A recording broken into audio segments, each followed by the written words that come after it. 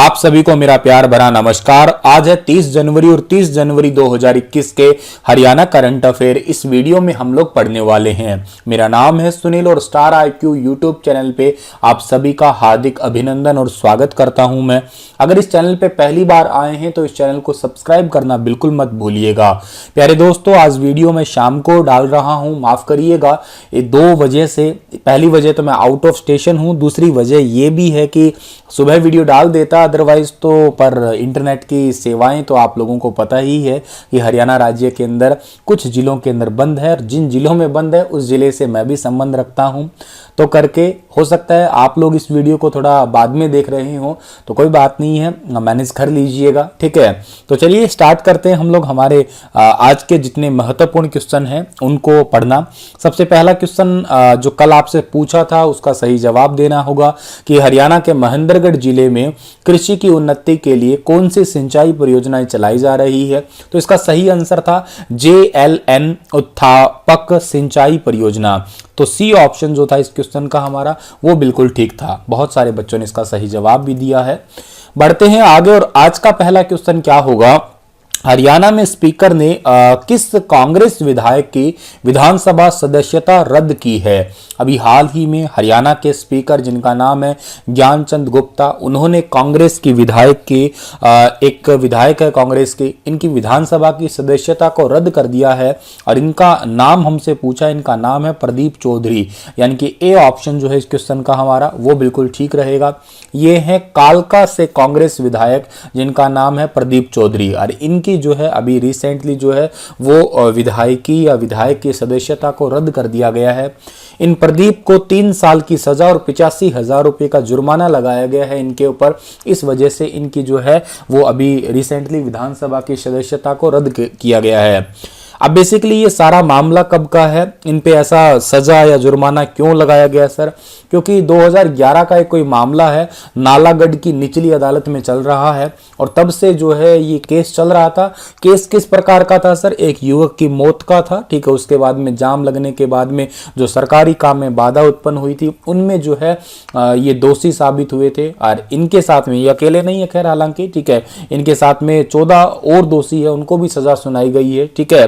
और 13 जून 2011 को जो है बद्दी थाने में इनके ऊपर केस दर्ज हुआ था और हिमाचल प्रदेश की कोर्ट ने जो है इनको सजा सुनाई है। ये भी बात याद कर लीजिएगा। और देखिएगा नियम होता है, नियम क्या होता है कि नियमानुसार अगर 2 साल से ज्यादा सजा हो जाती है दोषी को तो उसको संसद या विधानसभा की सदस्यता के खत्म करने का प्रावधान है। हालांकि इनके पास में 1 महीने का सेशन कोर्ट के अंदर अपील करने का भी टाइम है अभी। और ये जो 2 साल से ऊपर की सजा के बाद में जो है सदस्यता रद्द करने का प्रावधान जो है ना, ये 2014 के अंदर जो है मनोज नरूला बनाम केंद्र सरकार के मामले में सुनाए गए फैसले के अनुसार है। और उसमें जो है कानून की धारा है 1951 की धारा 1, 2, 3 में दोषी घोषित किया जाता है। उन्हीं धारा 4 में अपने पद के कारण किसी भी प्रकार की विशेष रियायत प्राप्त नहीं होगी। तो ये कुछ 1951 की धारा के अंदर बातें हैं। खैर आप लोग इतने ज़्यादा विस्तार ना भी याद करें तो चलता है, बस इतनी बात जरूर याद कर लीजिएगा कि नियम इतना है कि 2 साल या 2 साल से ज़्यादा के बाद की सज़ा होती है तो उनको जो है कोई भी प्रकार की, अगर उनके पास में संसद की सदस्यता है तो रद्द कर दी जाती है, अगर विधानसभा की सदस्यता है यानी कि विधायक है तो रद्द कर दी जाती है। तो आप लोग ओवरऑल अब यूं कह सकते हैं कि हरियाणा के अंदर जो है ना एक तो एलनाबाद सीट जो है वो खाली हो चुकी है, एक कालका सीट खाली हो चुकी है। तो आप लोगों को इन दोनों जगहों के जो है उपचुनाव देखने को मिल सकते हैं, ठीक है।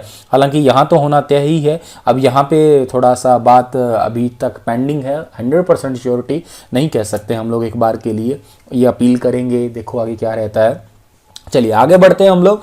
आज महात्मा गांधी की डेथ एनिवर्सरी है, ये तो नो डाउट आप लोगों को बहुत अच्छे से पता होगा कि 30 जनवरी को ही, ठीक है ना, 30 जनवरी को ही नाथूराम गोडसे ने दिल्ली के अंदर जो है इटालियन पिस्तौल से इनकी हत्या की थी, ठीक है, शाम को 5, सवा 5 बजे के आसपास। और इन्होंने मरते टाइम पे 3 बार कहा था हे राम और हे राम।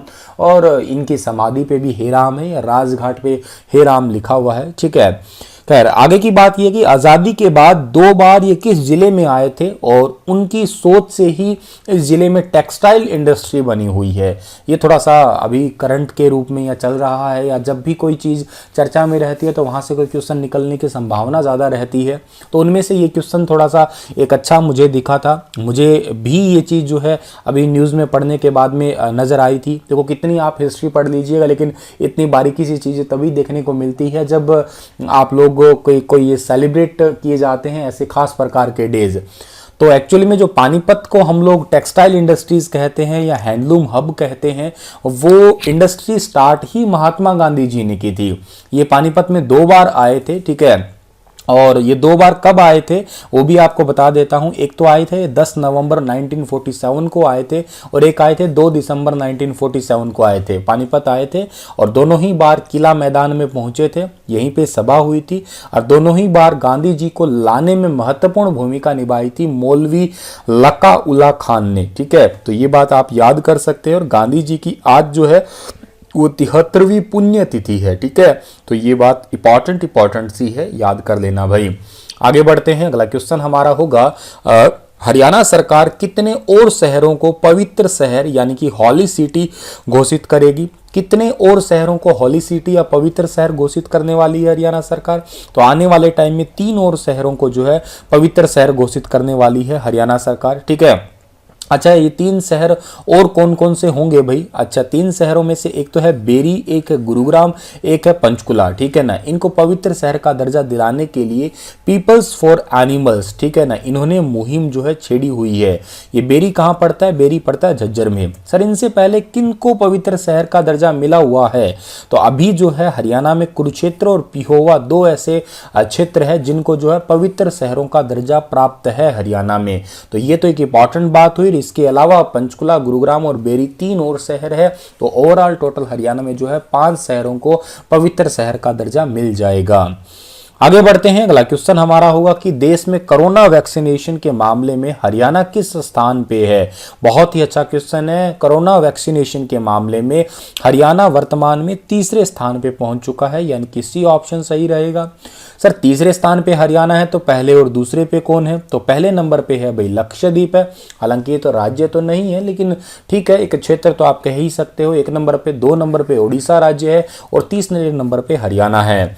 हरियाणा के अंदर अभी तक जो है 1.17 लाख से अधिक हेल्थ केयर वर्कर्स जो है इनका टीकाकरण किया जा चुका है। और इसको आप लोग यूं कह सकते हो कि 58% से भी ज्यादा हरियाणा में टीकाकरण हुआ है ओवरऑल। हरियाणा में महारा गांव जगमग गांव योजना के तहत कुल कितने गांवों को 24 घंटे बिजली की आपूर्ति की जा रही है? आप मुझसे 2-3 दिन ये आंकड़ा पढ़ रहे होंगे। पहले दिन आपने पढ़ा होगा 223 गांवों को, दूसरे दिन पढ़ा होगा आप लोगों ने तकरीबन 69 गांवों को, तीसरे दिन आप लोगों ने लगभग 77 गांवों का पढ़ा होगा। तो ऐसे कुछ करके आप लोग पढ़ रहे हैं कि इतने गांवों को 24 घंटे जो बिजली वितरण निगम के द्वारा जो है महारा गांव जगमग गांव योजना के तहत ऐड किया जा रहा है। कुछ उत्तरी दक्षिणी निगम है आपका, कुछ दक्षिण हरियाणा बिजली वितरण निगम है, इनके तहत जो है ऐड हो रहे हैं। तो ओवरऑल अभी जो है ऑफिशियल ट्विटर पे मुख्यमंत्री जी ने घोषणा की है। तो हरियाणा में कुल जो है 5223 गांव ऐसे हैं जिनको 24 घंटे बिजली आपूर्ति जो है वो की जा रही है। महारा गांव जगमग गांव योजना के तहत कुल 5223 गांवों को 24 घंटे बिजली की आपूर्ति की जा रही है हरियाणा के अंदर। ये ऑफिशियली मुख्यमंत्री जी ने घोषणा की है। आगे बढ़ते हैं तो विश्व विख्यात हरियाणा से हैं पर्वतारोही जिन्होंने उत्तराखंड की ऊंची चोटी केदारकंठा पर जो है वो तिरंगा लहराया है। इनका नाम क्या है? इनका नाम है प्यारे बच्चों शिवांगी पाठक। शिवांगी पाठक ने जो है अभी रिसेंटली उत्तराखंड की चोटी जिनका नाम क्या है केदारकंठा, इन पे जो है तिरंगा फहराया है। केदारकंठा की ऊंचाई कितनी है सर? 4000 मीटर है और -15 डिग्री सेल्सियस जो है वहां पे तापमान है। विश्व विख्यात पर्वतारोही शिवांगी पाठक ने इस बार भारत का संविधान दिवस पे जो है अलग अंदाज में उत्तराखंड की एक ऊंची चोटी केदारकंठा पर जो है भारत की आन बान शान तिरंगा को लहराया है। और ये पिछले 9-10 महीनों से घर से ही अपनी पढ़ाई और अपने मैदान का अभ्यास करती रही है, ठीक है। इनका कोच का नाम है रिंकू पानू है, ठीक है।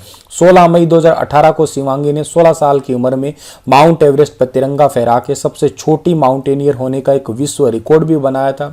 इसके बाद 111 दिन तक उन्होंने दक्षिण अफ्रीका की सबसे ऊंची चोटी माउंट किलिमंजारो पर और फिर यूरोप की सबसे ऊंची चोटी माउंट एल्ब्रुस पर तिरंगा फहराया था और भारत का नाम विश्व में सबसे ऊंचा किया। शिवांगी को बाल शक्ति पुरस्कार से माननीय राष्ट्रपति जी नवाज चुके हैं। ठीक है, इनका नाम लिम्का बुक में भी जो है दर्ज करवाया जा चुका है। बीए थर्ड ईयर की स्टूडेंट है ये, कानपुर विश्वविद्यालय में अपनी पढ़ाई कर रही है ये।